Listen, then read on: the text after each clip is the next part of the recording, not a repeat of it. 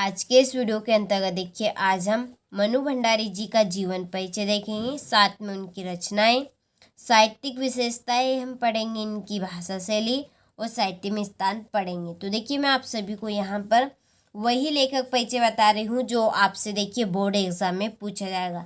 तो इस क्लास में हम मनु भंडारी जी का जीवन परिचय से लेकर साहित्य में स्थान तक सब कुछ एक ही वीडियो में पढ़ेंगे। चलिए तो हम वीडियो को स्टार्ट करते हैं और मनु भंडारी जी का जीवन परिचय देखते हैं। तो देखिए, आपको इस तरह से हेडिंग डालनी है जीवन परिचय की और आपको इसके नीचे 2 अंडरलाइन करनी है स्केल से।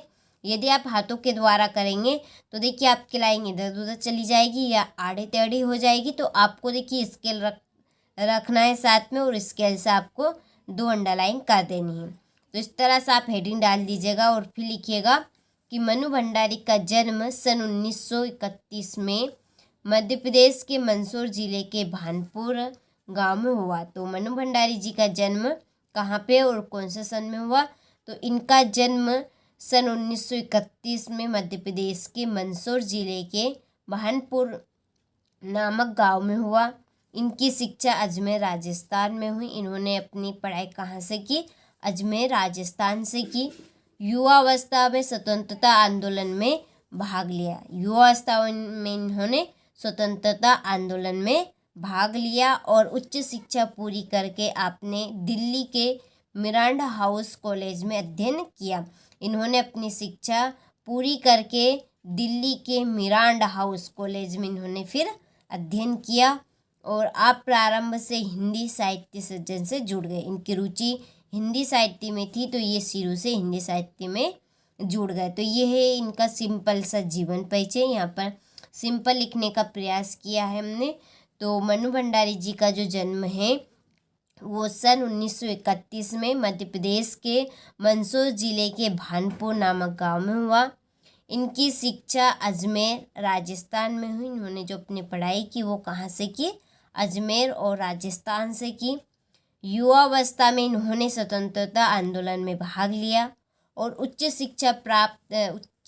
शिक्षा पूरी करके आपने दिल्ली के मिरांडा हाउस कॉलेज में इन्होंने फिर अध्ययन किया और इनकी शुरू से रुचि हिंदी साहित्य में थी तो ये हिंदी साहित्य सृजन से जुड़ गए। ठीक है, तो ये इनका सिंपल सा जीवन परिचय है। आप सभी अच्छे से स्क्रीनशॉट ले लीजिए और अच्छे से कंप्लीट कर लीजिए। अब बढ़ते हैं इनकी रचनाओं की ओर। देखिए, आपसे एमपी बोर्ड में केवल इनकी 2 रचनाएं पूछी जाएगी, साहित्यिक विशेषताएं पूछी जाएगी और साहित्य में स्थान पूछा जाएगा। तो आपको देखिए एमपी बोर्ड वाले विद्यार्थियों को केवल इनकी रचनाएं करनी है, साहित्यिक विशेषताएं करनी है और साहित्य में स्थान करना है। ठीक है, चलिए तो देखते हैं इनकी रचनाएं। तो देखिए, आपको इस तरह से हेडिंग डालनी है और इसके नीचे आपको 2 अंडरलाइन करनी है स्केल से। ठीक है, बार बार समझाने की ज़रूरत नहीं पड़े। तो पहला नंबर क्या रहेगी, यानी कि पहले आपकी जो रचना है क्या है कि मैं हार गई। दूसरी रचना आंखों देखा झूठ। तीसरी रचना यही सच है। चौथी एक प्लेट सैलाब।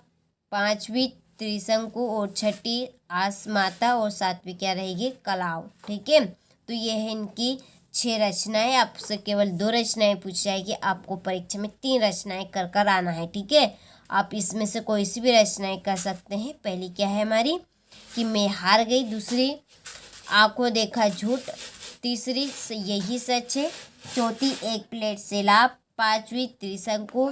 6ठी आसमाता और 7वीं रहेगी आपकी कलावा। ठीक है, तो आप रचनाएं अच्छे से कंप्लीट कर लीजिएगा। अब बढ़ते हैं इनकी साहित्यिक विशेषताओं की ओर। तो देखिए, आपको इस तरह से हेडिंग डालनी है और ब्रैकेट में भाषा शैली लिखना है। वास्तव में हम साहित्यिक विशेषताओं में भाषा शैली ही लिखेंगे, लेकिन आपसे परीक्षा में साहित्यिक विशेषता के नाम से पूछा जाएगा तो आपको इसी तरह से हेडिंग डालना है। ठीक है, तो क्या है इनकी भाषा शैली? तो इनकी भाषा सरल एवं सादगीपूर्ण है। इनकी जो भाषा वो कैसे बहुत ही सरल है और सादगीपूर्ण है। इनकी शैली सहज तथा भाव अभिव्यक्ति में सक्षम है। इनकी शैली जो है वो सहज है और भाव अभिव्यक्ति में सक्षम है। संवाद तथा वाक्य छोटे छोटे किंतु चुस्त और प्रसंग अनुकूल है। ठीक है, प्रसंग अनुकूल है।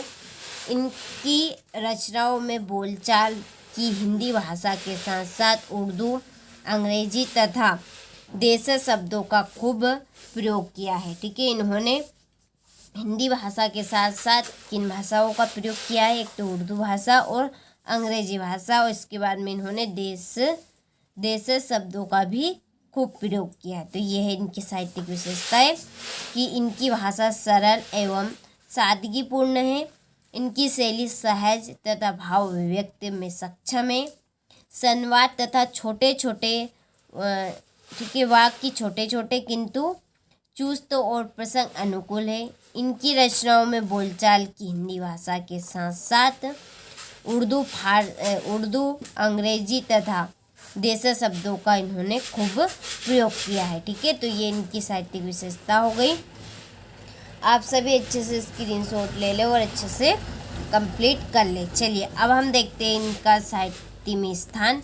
तो देखिए क्या है इनका साहित्य में स्थान कि सशक्त कथावार मनु भंडारी ने आम आदमी के दर्द, छल कपट की राजनीति, शोषित समाज आदि का प्रभावी अंकन किया है। ठीक है, इन्होंने किसका अंकन किया है, एक तो सशक्त कथावार मनु भंडारी ने आम आदमी के दर्द, छल कपट की राजनीति, शोषित समाज आदि का इन्होंने प्रभावी अंकन किया है और इनका साहित्य में एक विशिष्ट स्थान है। ठीक है, ये लाइन आप शुरू में लिख सकते हैं या आखिरी में लिख सकते हैं। ये लाइन आपकी कॉमन सेंस है, आप किसी के भी साहित्य में स्थान में लिख सकते हैं कि इनका साहित्य में एक विशिष्ट स्थान है। ठीक है, तो ये हमने आज की इस क्लास में मनु भंडारी जी का जीवन परिचय देखा, उनकी रचनाएं देखी, साहित्यिक विशेषताएं पढ़ी और साहित्य में स्थान देखा। ठीक है, तो आप सभी ने अच्छे से स्क्रीनशॉट ले लिया होगा, तो आप अच्छे से इनको कंप्लीट करें।